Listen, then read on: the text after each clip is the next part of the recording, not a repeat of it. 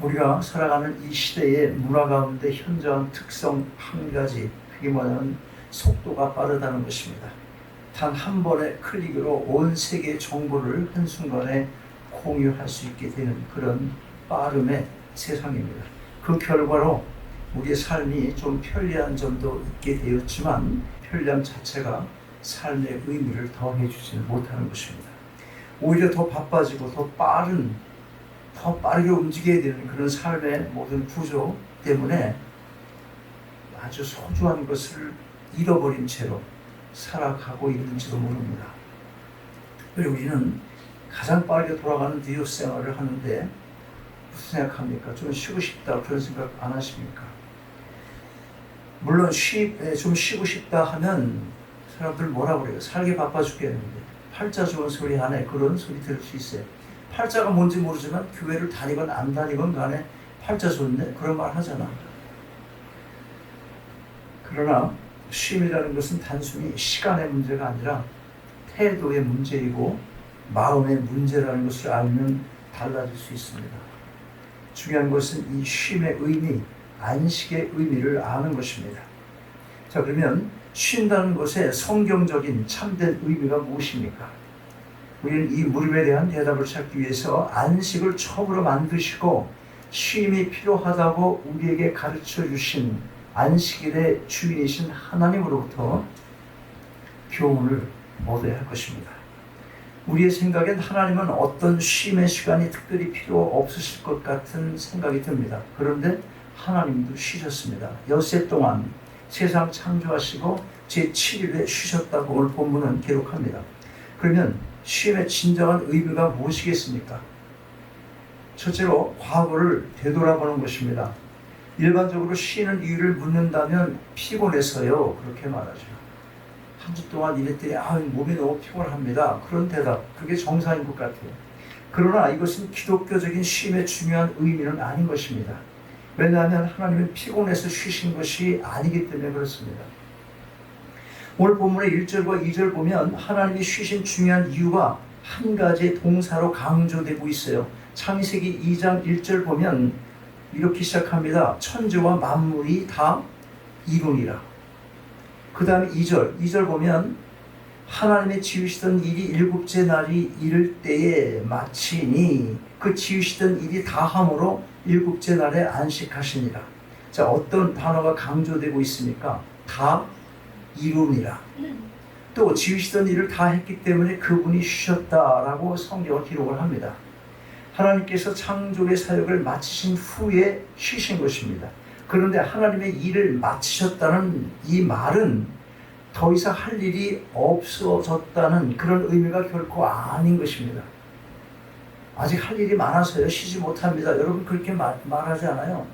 좀 쉬었다 하시지 그래요. 일이 많이 밀렸어요. 그러면 하나님은 앞으로 할 일이 없으셔서 지금 쉬셨냐 하는 것입니다. 하나님께서는 당신이 창조하신 만물을 다스리며 돌보셔야 할 엄청난 섭리의 사역이 기다리고 있었습니다. 그러면 이 시점에서 하나님께서 쉬신 이유가 어디에 있습니까? 어디에 있어요? 그 이유가 창세기 1장을 보면 그 답을 찾을 수가 있습니다. 하루하루 창조의 과정이 마무리될 때마다 또 다음 날의 창조가 시작되기 전에 하나님은 한 날의 창조를 마무리하시면서 그 소감을 매우 인상 깊은 한 단어로 기록하고 있어요. 무슨 단어예요? 어떤 단어 나타납니까? 창세기 1장에 예를 들어서 빛을 만드셨어요. 1장 보면 그리고 빛을 보신 하나님의 소감을 성경 어떻게 기록합니까? 그 다음에 좋았다. 보시기에 좋았다. 하나님에게 있어서 이 안식이라는 것은 지나간 엿새 동안의 창조를 돌아보며 그것을 즐거워하시는 시간이었음을 우리가 알 수가 있는 것입니다. 일종의 자축의 시간을 가지신 거예요. 여러분은 일을 하면서 계속 일만 해. 내가 지금까지 일해온 것, 당장 나타나는 어떤 눈으로 보이는 현상적인 것이 안 나타난다고 그냥 앞으로만 달릴 경우가 많은 것입니다. 아직도 할 일이 태산 같네. 거고 내가 이 일을 맞춰야 되겠지. 그때 쉬겠어. 조금만 더 하고 쉬겠어. 돈을 버는 것도 마찬가지고 무슨 일을 완성시키는 것도 마찬가지고 조금만 더 이것만 끝내고 그리고 쉬겠다 그런 거예요. 그러다가 어떻게 쉬어요? 영원히 쉬는 거야. 잘못하면. 어디서 쉬어? 잘못하면 천국도 못 가고 무덤에서 쉴 때가 있어. 자, 그러면 현대 바쁜 삶 속에서 어떻게 우리가 적용을 할 수 있겠습니까? 무엇보다 그리스도인들에게 있어서 이 쉼이라는 것은 즐거움과 감사의 시간이 되어야 하는 것입니다. 세상에서 가장 불쌍한 사람, 그렇게 생각되는 사람이 있죠. 누구겠어요? 어떤 사람인가 하면 추하고 일만 하다가 그냥 죽어버리는 사람. 자기가 한 일을 돌아보지도 못하고 뭐 세상에 남긴 것도 없고 추하고 먹고 살기 위해서 일만 하다가 그냥 죽었어. 자식들이 그게 슬퍼하지. 나중에 우리 아버지, 우리 엄마 죽었다고 일만 하다가 돌아가셨는데, 내가 가끔 그런 생각해요. 우리 너무너무 깡촌이었잖아. 내가 어제도 무슨 때 밖에 나갔나? 나갔지. 너무 햇빛이 막 뜨거운데 이 사람 꼭 그럴 때마다 어딜 가자고 그래요. 그 뜨거운 날 밖에서 가자고. 그래서 또 잠깐 여기 시커멓게 타는데 그때 생각이 있어. 이 뜨거운 햇볕에 그냥 모자 이렇게 하나 쓰고 그 밥 내고 농사하고, 그런 생각하니까 우리 엄마 아버지는 평생 그러다가 돌아가셨구나. 그런 생각해.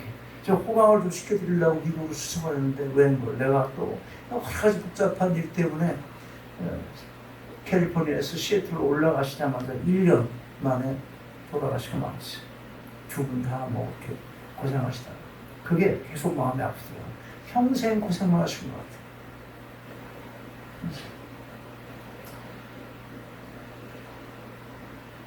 이런 여유 없는 인생을 살아가는 사람들이 사실 돌아보면 우리 주위에 많이 있습니다. 그리스도인들까지도 예외 없이 지나치게 바쁘게 인생을 살아가면서 뭔가에 계속 쫓겨가고 있는 그런 삶의 모습을 보게 됩니다. 왜 이렇게 되었습니까? 그것은 그리스도인들조차 오늘 이 시대를 지배하고 있는 세속적 가치관의 영향을 받았기 때문에 그런 것입니다. 오늘 이 시대를 지배하고 있는 중요한 가치관 하나는 실용주의 가치관입니다. 실용주의. 기독교적인 거하고 잘 맞지 않아요. 그 실용주의가 뭐예요? 당장 내가 이거 필요하잖아. 기독교는 본질을 더 생각해야지. 인본주의로 가는 그 척경이잖아, 실용주의가. 그 무슨 얘기 있어요? 의자 앉는 걸로 쓰는 거라 그랬지, 앉는 걸로. 그걸로 의자 들어서 사람 치는 게 아니잖아. 급하니까 사람 쳤어요. 뭘로? 의자로. 이게 본질을 벗어난 거예요. 의자의 본질이 뭐였어요? 앉는 거였잖아. 기독교가 지금 그렇게 되는 거예요, 자꾸만. 실용주의로 손 따라가면 기독교 진리 밀어놓는 거예요. 그리고 급하잖아요. 그리고 돈, 일, 이런 것 때문에. 그 실용주의 가치관 때문에 그렇게 된 겁니다. 그래서 우리는 움직이는 시간이 생산하는 시간이라는 생각을 갖고 있어요. 그래서 움직이지 않으면 그 시간을 낭비하고 있다고 생각을 합니다. 이것이 우리를 쉬지 못하게 만드는 중요한 원인이 되는 것입니다. 그러나 여러분, 기독교의 가치관 중에는 심미적 가치관이라는 것이 있어요. 그게 뭐냐면 하나님의 솜씨와 피조물을 바라보는 이유 또한 매우 중요하다는 것입니다. 매우 중요하다는 거예요. 밤하늘의 별빛을 바라보고, 여름이면 푸르게 이렇게 푸르름의 이런 아름다운 경치도 바라보고, 눈이 오면 그 아름다움도 볼 수 있는 그런 마음의 여유가 있어야 되는데 힘들잖아. 눈은 또 왜 이렇게 오고 지겨워 죽겠네 이러고 말고. 나는 가끔 동영상 오래 볼 때가 있는데 누가 만드는지 잘 모르겠어. 우리 어머니 같은 우리 부엌에서 머리 이렇게 앉아 있는데 비가 막 와. 나무 막 흔들리고. 우리 동네 같아, 우리 동네. 근데 그 초과 같은 집에 비가 많이 올 때 그렇게 피해서 있을 때의 안식이라는 편안, 그 편안함, 쉼, 그게 얼마나 내 마음에 평안을 주는지 몰라. 집이 좋아서가 아닌 거예요. 처마 밑에 그 참새들이, 새들이 이 폭풍을 피해서 그렇게 보금자리에 있을 때 그 안식함이라는 이루 말할 수 없는 거예요. 그러니까 그런 자연을 바라보고도 우리가 안식을 할 수 있어야 되는데 그걸 잃어버리고 사는 각박한 그런 세상을 살아가는 겁니다. 그러니까 감정이 무뎌지고 다 도전적이고 무슨 말 이렇게 하면 말하기도 전에 왜 날 째려보시지 이러고 얘기하고 싸움 붙고 그러잖아요. 기분 나쁘고 나 쳐다보는 거 이러고 마음에 정서가 없으니. 예수님은 사랑하는 제자들과 함께 길을 가다가 서두르는 제자들에게 잠시 길을 멈출 것을 제안하셨던 일이 있는데, 복음을 전하고 와서 서둘러 보고하려고 그러는 제자들에게 야, 좀 기다려, 잠깐, 그거 나중에 하자, 그리고 중단하자고 하면서 먼저 가서 쉬자고 말을 합니다.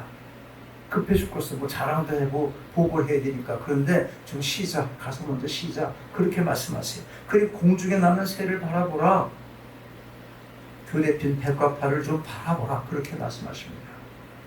성경은 계속해서 보라고 말합니다. 하나님의 일하심을, 그리고 이미 역사하신 그분의 역사하심을 좀 생각해보고, 그리고 십자가를 바라보라고 말씀하십니다. 우리가 깊이 있는 생각으로 바라보면, 무엇이든 바라보면 이 바라봄 속에서 자연스럽게 찬양이 흘러나오게 되는 것입니다. 바라보면 감사가 나옵니다. 바라보는 사람에게 진정한 예배의 마음이 열리기 시작하는 것입니다. 너무 바쁘다는 그런 핑계로. 그래서 실적으로 바쁘게 쫓기다 보면 우리는 늘 신경질적인 사람의 반응을 보이기가 쉽게 되는 것입니다. 여유있게 다시 돌아볼 수 있기 위해서 때때로 한적한 시간이 우리에게 필요하다는 것입니다. 그 시간에 지난 삶을 돌아볼 수 있기 때문에 그렇습니다. 쉼의 자리를 갖고 지난날에 돌이켜보면 내 길지 않은 인생의 역사의 그 뒤안길 발자취마다 함께 하신 하나님의 은혜를 깨닫게 되고 또 은혜를 바라볼 때 우리는 감사하지 않을 수가 없게 되는 것입니다. 이러한 안식에 또는 쉼에 관한 놀라운 성경의 말씀 가운데 하나는 히브리서 4장 10절입니다.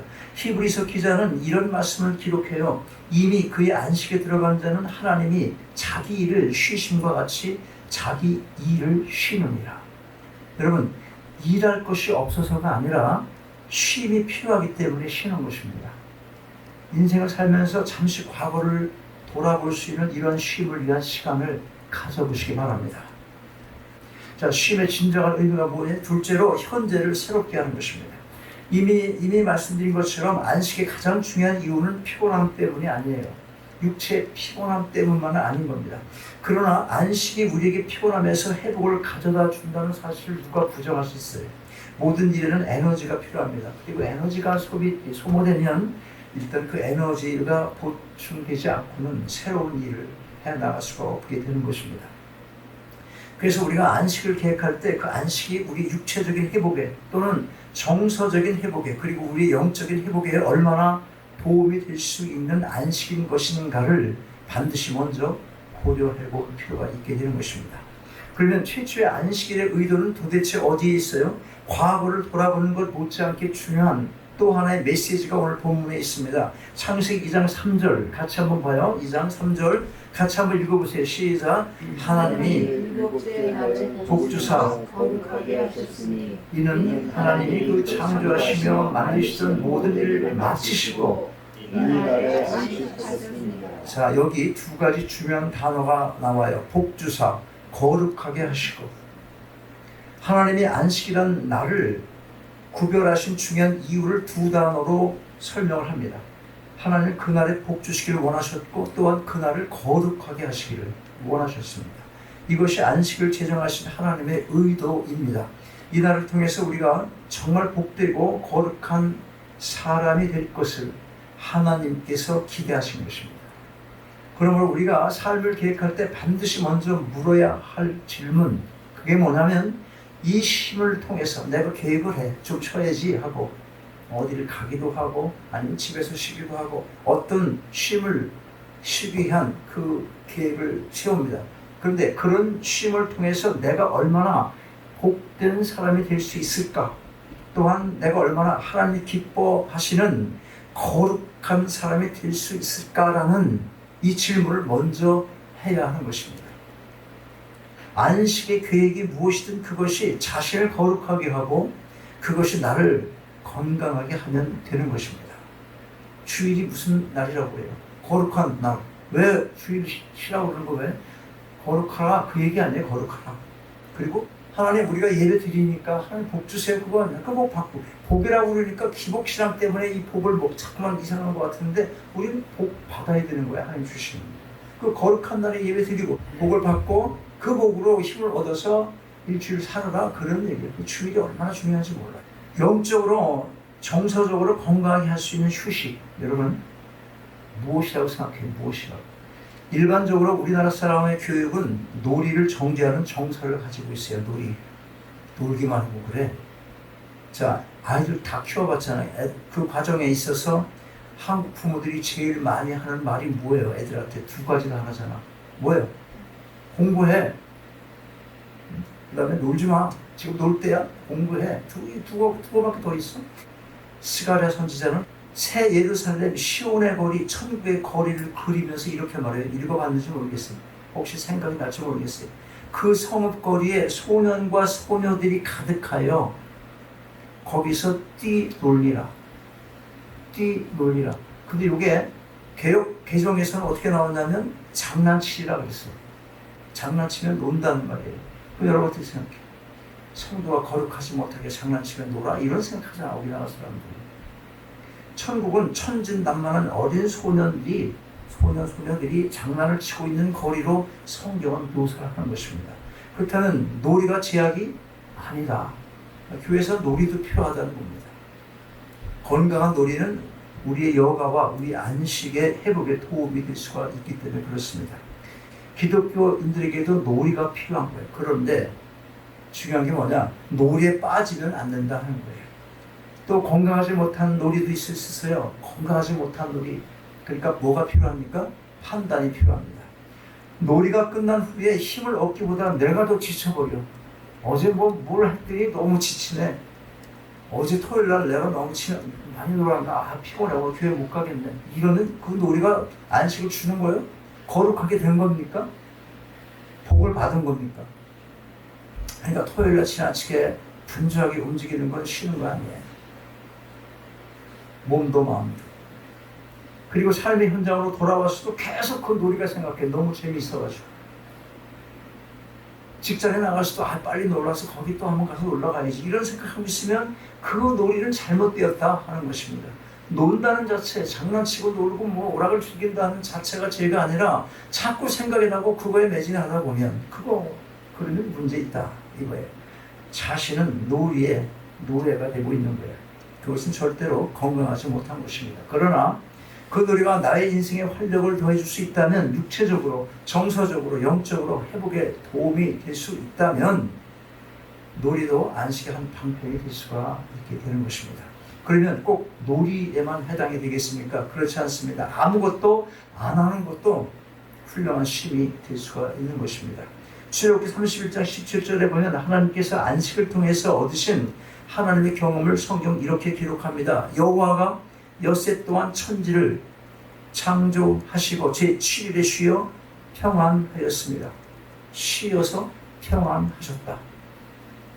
여러분, 하나님께 쉼의 필요가 있었다면 우리에게는 얼마나 쉼이 필요하겠습니까? 쉰다는 것, 그것은 피곤한 나의 현재를 새롭게 해주는 것입니다. 쉼의 진정한 의미 세 번째, 쉼은 미래를 창조하는 것입니다. 안식은 결코 쉼 그 자체에 있지 않습니다.